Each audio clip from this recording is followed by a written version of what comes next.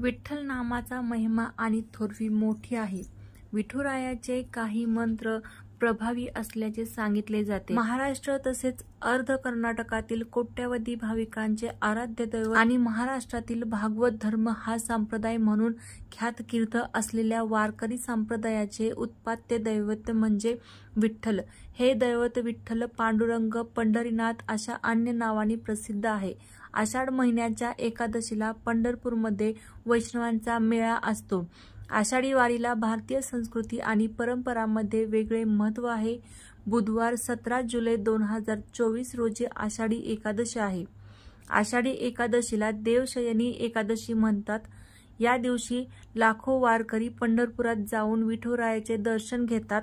राज्यभरातून निघालेल्या संतांच्या पालख्या आषाढी एकादशीला पंढरपुरात पोहोचतात. विठुरायाच्या दर्शनाने तृप्त झाल्यानंतर वारकरी माघारी परततात.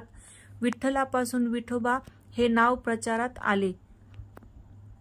काही मान्यतांनुसार अज्ञजनांना ज्ञानाच्या स्वीकारासाठी तो विठ्ठल, जो ज्ञानाचा ठिकाणी आहे तो विठ्ठल असेही म्हटले जाते. विठ्ठल हा युगे 28 पंढरपुरी विठेवर उभा असेही म्हटले जाते.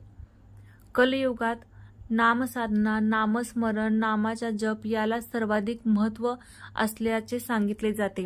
आषाढी एकादशीच्या निमित्ताने विठ्ठलाचे नामस्मरण, विठ्ठल नामाचा जप करणे शुभ तसेच लाभदायी मानले गेले आहे. वारकऱ्यांसह लाखो भाविक या दिवशी विशेष करून विठ्ठलाचे भजन, पूजन, कीर्तन, नामस्मरण करतात. विठ्ठल नामात प्रचंड मोठी शक्ती असून हे अत्यंत प्रभावी मानले गेले आहे. विठ्ठल नामाचा महिमा आणि महात्म्य अगाध असल्याचे म्हटले जाते.